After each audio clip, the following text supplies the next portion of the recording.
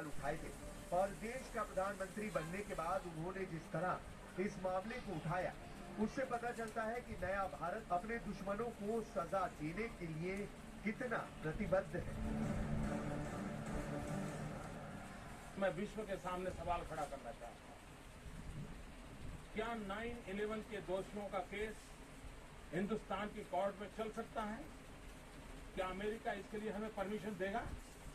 क्या भारत की न्यायपालिका अमेरिका के 9/11 की घटना के लिए कोई निर्णय फैसला कर सकते हैं? मैं राष्ट्रपति जी का आभारी हूं, उन्होंने 2008 के जिसने भारत में नरसंहार।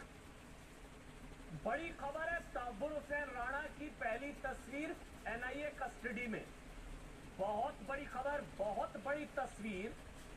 जो भारतीय जांच एजेंसी और तमाम लोग जो भारत की जमीन पर इस आतंकवादी को देखना चाह रहे थे, दाढ़ी बड़ी हुई है, सफेद दाढ़ी, आंखों पर चश्मा।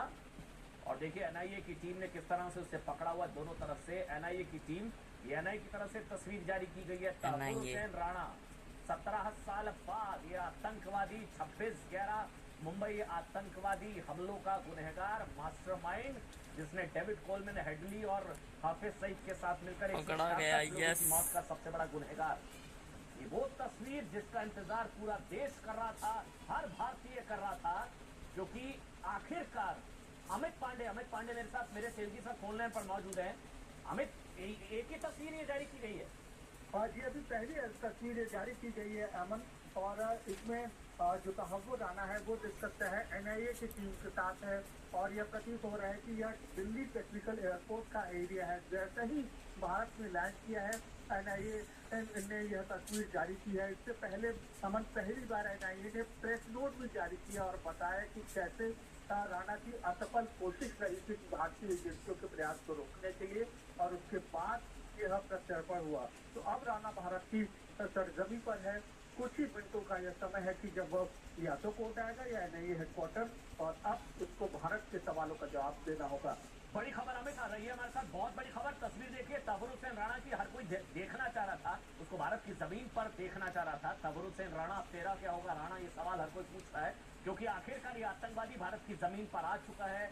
अब इसका हिसाब होगा, जो पाप इसकी तरफ से किया गया 26/11 वाला पाप, अब होगा हिसाब। क्योंकि तब्बुर हुसैन राणा, देखिए तस्वीर, 2-3 एनआईए के ऑफिसर्स है, 3 एनआईए के ऑफिसर है, पीछे से तस्वीर ली गई है। चेहरा नहीं दिख रहा है इसका, इस आतंकवादी का, लेकिन ये देखिए चेहरे पर चश्मा लगा हुआ है, सफेद दाढ़ी बड़ी हुई है, और कपड़े जो है वो ब्राउन कलर का, एक आप देख पा रहे होंगे, पूरा गाउन टाइप उसने पहना हुआ है। एनआईए के 3 ऑफिसर्स हैं, पीछे से बैक फ्रेम है, अभी चेहरा नहीं दिख रहा है, लेकिन ये तस्वीर एनआईए की तरफ से जारी की गई है, क्योंकि इसको कोर्ट में समझता जो है वो प्रोड्यूस किया जाएगा। उसके बाद इसकी रिमांड मांगी जाएगी एनआईए कस्टडी में। तब्बुर हुसैन राणा की पहली तस्वीर, पहली झलक न्यूज 18 इंडिया पर। सोचिए तब्बुर अंदर, अब हाफिज का अगला नंबर और पाकिस्तान। अब सोचिए तब्बुर क्या क्या बोलेगा, किस किस के राज खोलेगा।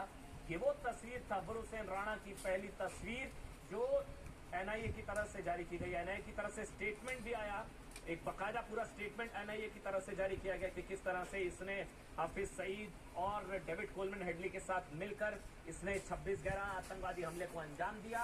और ये वो तस्वीर तब्बुर हुसैन राणा की वो तस्वीर।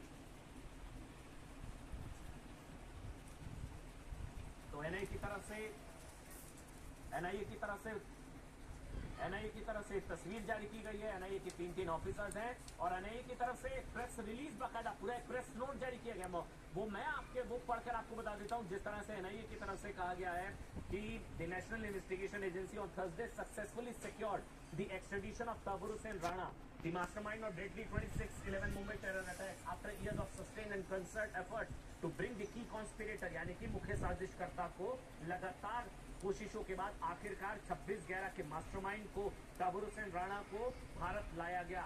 आगे एनआईए की तरफ से लिखा जा रहा है, Rana was being held in judicial custody in the US to the proceeding initiated under the India US extradition treaty for his extradition, यानी कि भारत और अमेरिका के बीच प्रत्यर्पण संधि के आधार पर इस